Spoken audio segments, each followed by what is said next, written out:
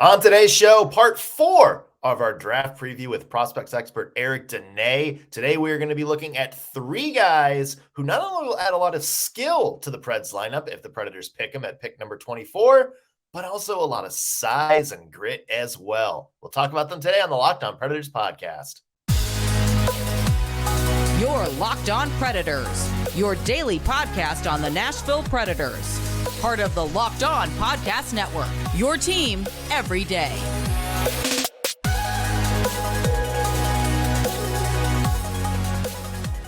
Thank you for making the Locked On Predators podcast your first listen of the day every single day. We are your free daily Nashville Predators podcast. That's part of the Locked On Podcast Network, your team every day. As I always want to start out with a special hello to our loyal Locked On Pred heads, the everydayers that tune into every single show. We're happy to have you guys on board. I'm Nick Morgan. I'm a writer at Penalty Box Radio. Normally have a partner in crime, Ann Kimmel, but she has the day off. Do want to mention that today's show is sponsored by Game Time. Download the Game Time app, create an account, and use code LOCKEDONNHL for $20 off your first purchase. On today's show, we're bringing back Eric Dunay, prospects writer for Penalty Box Radio. There is nobody in the Preds sphere of writers and media members who know as much as Eric when it comes to prospects. Today, we're going to be looking at who the Preds could draft at number 24. Preds have that 24th overall pick right now. There's going to be a couple of options available that not only have skill and speed, the kind of players that Barry Trotz wants, but they sort of embody that old school Predators identity. Big bodies, like to play physical. These are all guys that can mesh into the Preds lineup very well. We're going to be talking about Daniil But from Russia, Dmitri Simashev from Russia, and Quentin Musty, who I think might be one of the biggest X factors in the draft. We're going to talk about them all today. So without further ado, let's get to today's interview with Eric Dunay. All right, let's stick with massive, and I mean massive, Europeans, and let's go to the KHL and Daniil But. Huge guy, 6'5", 205 pounds. This kid's 18 years old and already has an NHL body, plays for Lokomotiv out there. This is a guy that's like, if David Poile was still in charge of the draft, you can go ahead and just write the name in permanent ink on that draft card and just hand it in, being like, that's the guy. Yeah, that is a David Poile guy right there. Yeah, he is bigger than Hanji. He's 6'5", maybe even taller. I mean, he's like, if you again pull up one YouTube video and you will be in awe at the size of this lad. He is crazy big, and oftentimes we see those guys like your Michael McCarrons or your Austin Watsons in the first round, and they can score, but they can't score that much. He was a point per game player in NHL this year across 32 regular season games, and got into 15 KHL games, scored a couple goals there. He has some like seriously impressive offensive talent, particularly for his size. With guys that big, you like tend to think that they don't really have like a particularly slick set of hands. I like his stick handling a lot. He doesn't push the puck too far out in front of him, keeps it in tight. He doesn't overstick handle the puck. He isn't kind of choppy in that regard either.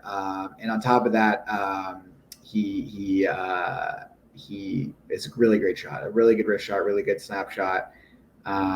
He does love to shoot from low danger areas a lot, kind of similar to Igor Afanasyev, but that's not to say that he can't kind of get into those higher danger areas as well. So. When on your profile on Penalty Box Radio, which for those of you listening, if you haven't checked it out, Eric has his first round draft rankings up on Penalty Box Radio right now. You said it's got a very good 4-way agility when it comes to skating. Can you explain what you mean by that? Yeah. So similar again with like guys that size, you kind of, even if they're like a bit of a good skater, particularly for that size, moving mostly north, but like in a north-south direction, they can kind of sacrifice some other things in doing that, namely the east-west movement, particularly in the neutral zone. So, you're watching a guy, he's got good speed moving north, with the puck, got a full head of steam, and then loses it and takes a massive swing to regroup or whatever. And, you lose time, you're not really making a smart play, blah, blah, blah. With him, I think, particularly for his stature, and he's not just like 6'5" and like 140 pounds, like he's like 6'5", 200 pounds already, right? So he, like you said, NHL body.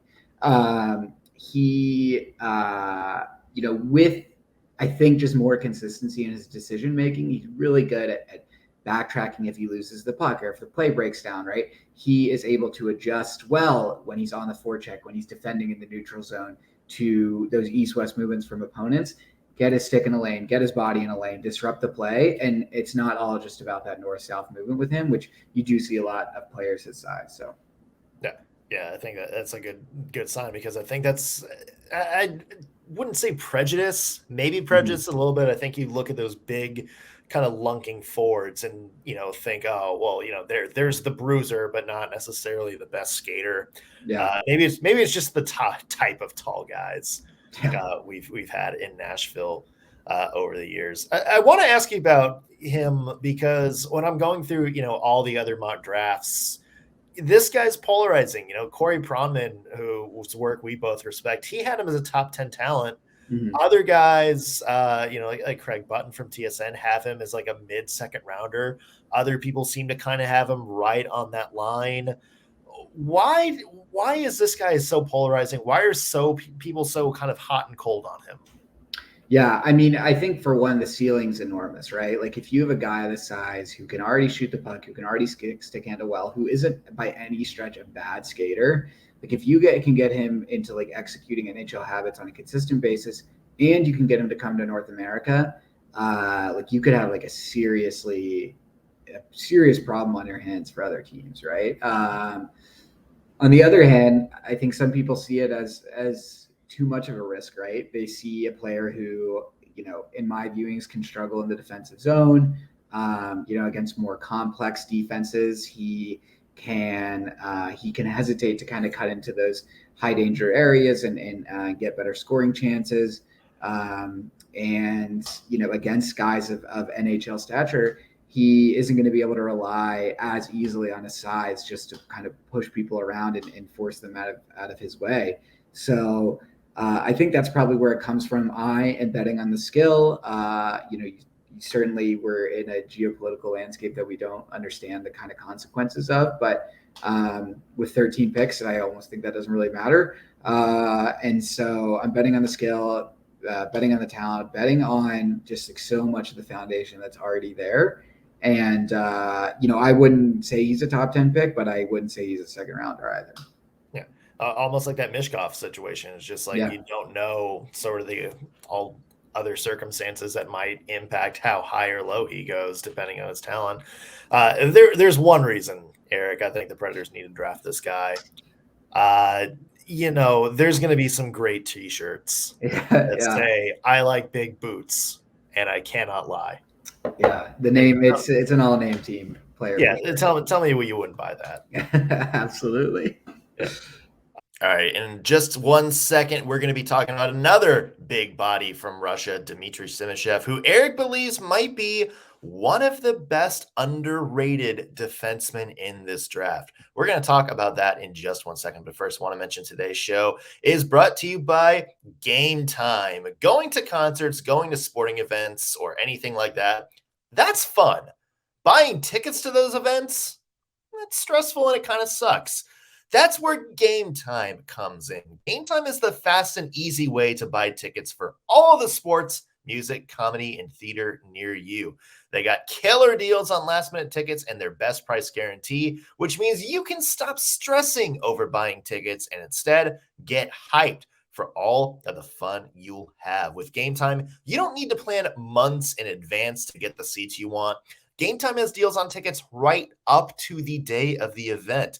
They have exclusive flash deals for everything from football, basketball, baseball, concerts, comedy, theater, and of course, hockey. And the game time guarantee means you'll always get the best price. If you find tickets in the same section and row for less, Game Time will credit you 110% of the difference. It's the biggest reason it's the fastest growing ticketing app in the country. They have a lot of cool features. You get images of your exact seat before you buy, so you know exactly what to expect when you arrive. You don't have to worry about obstructed views or anything. You can buy your tickets in a matter of seconds. No more scrolling through email threads trying to find your stuff.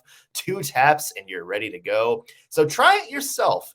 Go to the Game Time app, download it, create an account, and use code LOCKEDONNHL for $20 off your first purchase. Terms apply. And again, create account, redeem code LOCKEDONNHL for $20 off. Download Game Time today. Last minute tickets, lowest price guaranteed.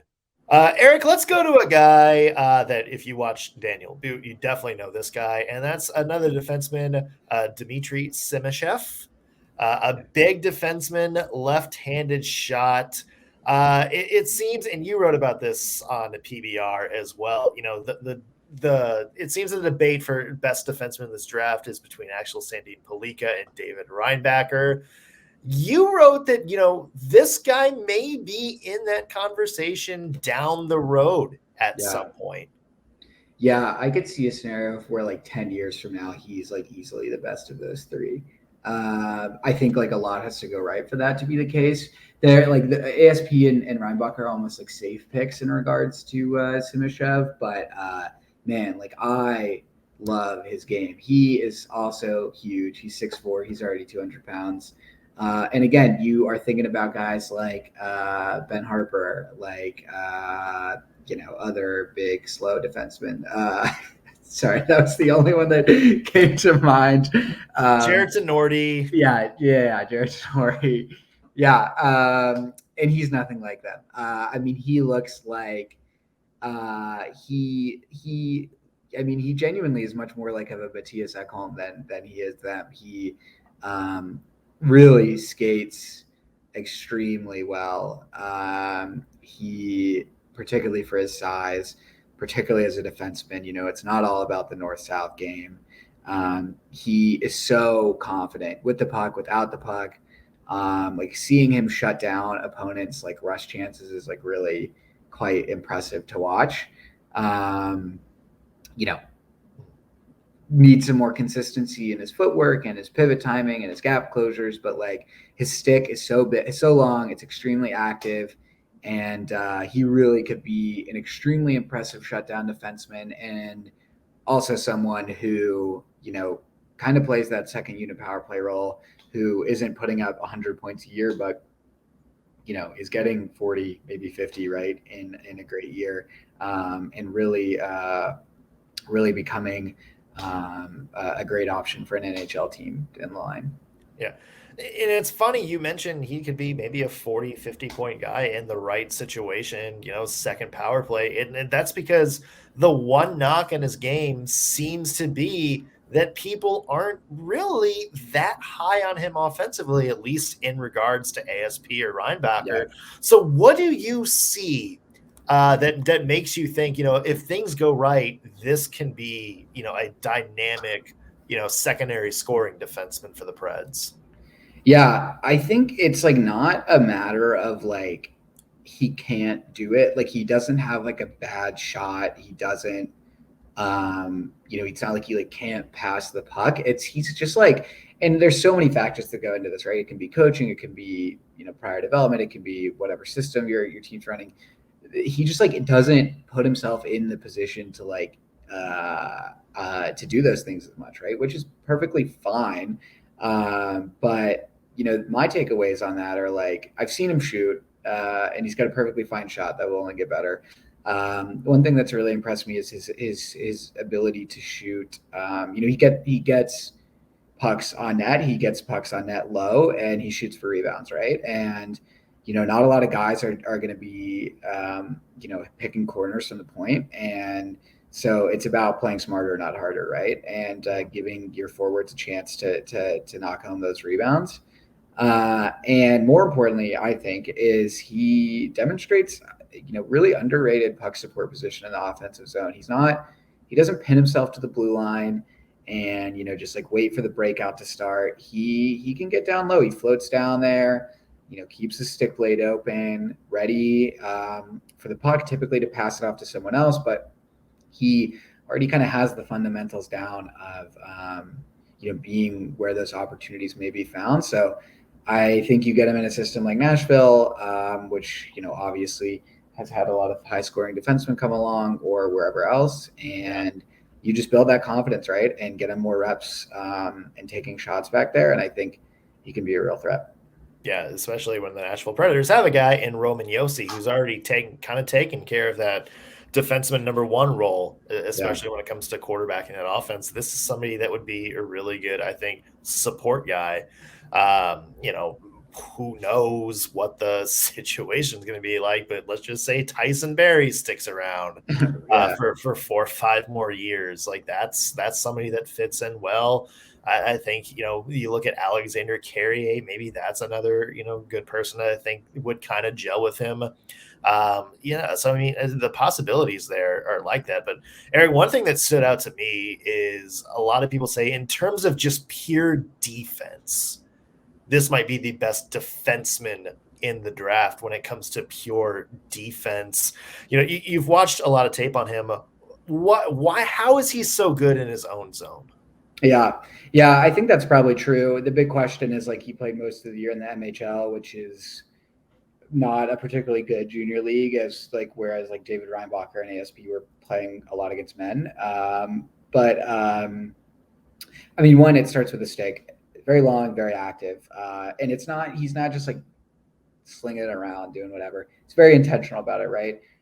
So where other guys might need to step up and close their gaps quicker, he can disrupt the passing lanes, the shot lanes, the skating lanes with his stick, while also kind of keeping his body positioned to close down another option for opponents. So that's kind of the big thing on zone entries. And then, you get into the zone and he just does a really good job of keeping things to the perimeter, keeping his body between the puck and the net, kind of smothering the play out. And frankly, there aren't that many instances where you see folks get plays that low in the zone on him because he's making those adjustments early on and he's challenging opponents where other guys might sit back a bit. So he's extremely confident in that regard. And I'm excited to see how that translates forward into the pro ranks. All right, coming up in just a second, we're going to be talking about a prospect who at one point was maybe the best prospect in all of Canadian juniors. Why has he fallen to pick number 24, and what skill set can he bring to the Nashville Predators if the Preds draft him? We're going to be talking about that in just 1 second, but first, want to mention today's episode is brought to you by Bird Dogs. Listen to me when I say that these are some of the most comfortable pair of shorts you will ever wear. I've seen ads for this before, on Instagram, Twitter, social media, other social media channels and stuff like that. A lot of celebrities hawk them. And I'm, thinking it's like, okay, probably just another pair of pants. I got a pair of Bird Dogs, and let me tell you, these are fire. They're stretch khaki shorts that are designed to fit slimmer through the thigh and leg, which gives my legs kind of a sculpted look, which I like and my girlfriend likes. Bird Dog shorts kind of do the same thing as Lululemon, but they fit way better. And the thing I love about them is they look nice. They look like those khaki dress shorts that you can wear out on dates and whatever, but they're not made of that stiff, restricting cotton. They're made with cloud knit fabric that look like khaki, but it stretches so you get a slimmer fit without having to sacrifice the movement or comfort. Bird Dogs uses anti-stink sweat wicking fabric that keeps you cool and dry all day long, so you can rock those Bird Dogs wherever you go. So try them yourself. Go to birddogs.com/LockedOnNHL for a free Yeti-style tumbler with your order. Again, birddogs.com/LockedOnNHL for a free Yeti-style tumbler. You won't want to take off your Bird Dogs, we promise you. Let's go on to a guy who, one of the biggest X factors in this draft for me, and that's Quentin Musty of the Sudbury Wolves, the number 1 pick in the OHL draft a few years ago. A lot of people had very high hopes for him. It hasn't been easy for him in the Sudbury Wolves. There's been a lot of coaching changes and, kind of an up and down of the Wolves not being the best run program in the OHL, to put it nicely. What would you make of his junior career so far, and what do you see from him going into this draft? Yeah, you're right. Expectations are very high for him, and I almost think it's like unfair now because like the way some people talk about this kid is like you would think, like, particularly you see a lot of mock drafts and stuff, and he's like not really getting picked until like the 20s, maybe even later. And people are kind of like, wow, that's crazy for someone who's a first overall pick in the OHL.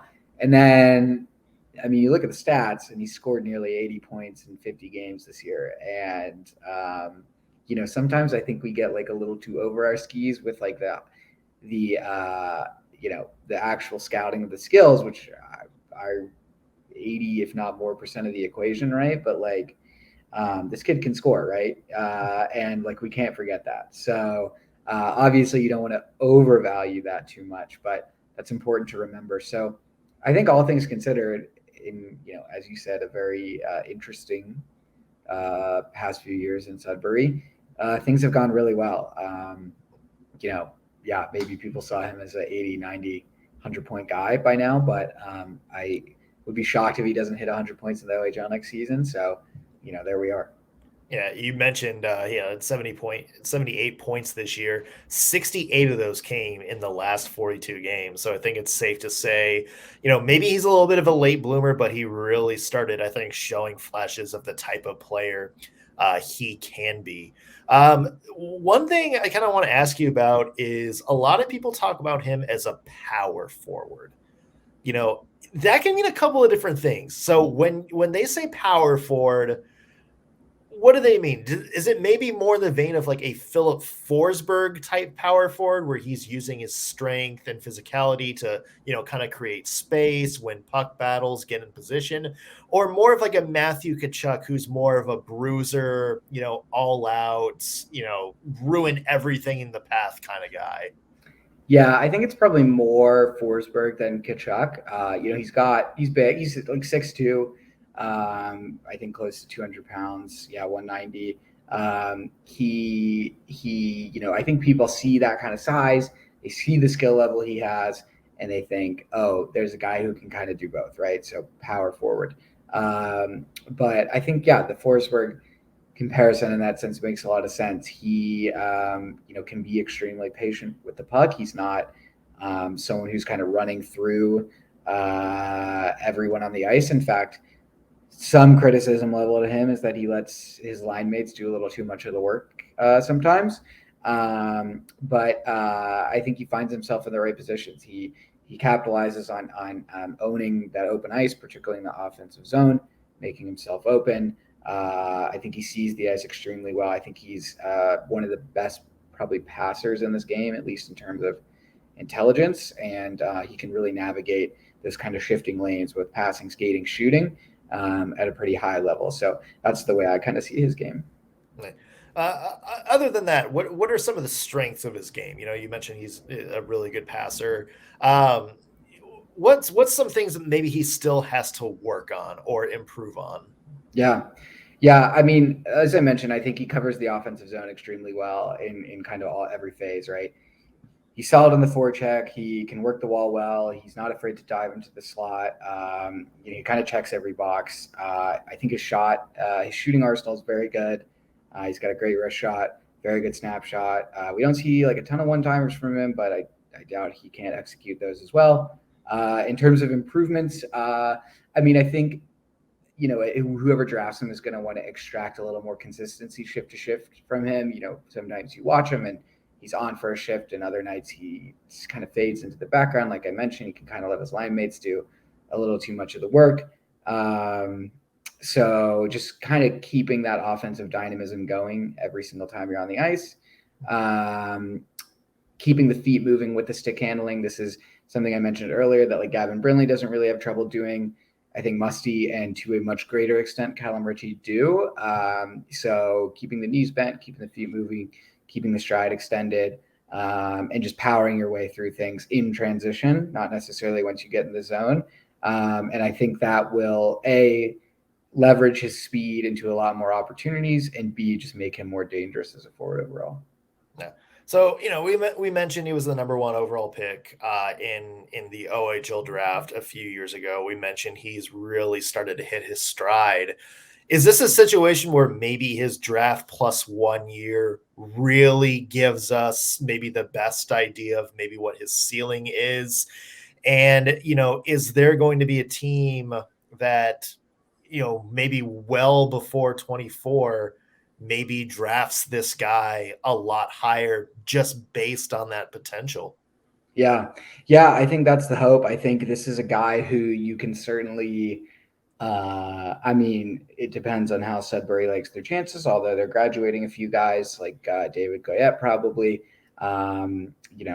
This is a guy who we could certainly see traded at the OHL deadline, thinking to a team maybe like Saginaw, who will be hosting the Memorial Cup, to really take another step offensively and light up the score sheet even more. So, I think the draft year plus 1 season is the one you're really looking at, particularly once you go through that first development camp, once you go through the first training camp, once you kind of get an NHL team's coach's hands on you, and you start building those better habits at the junior level next year.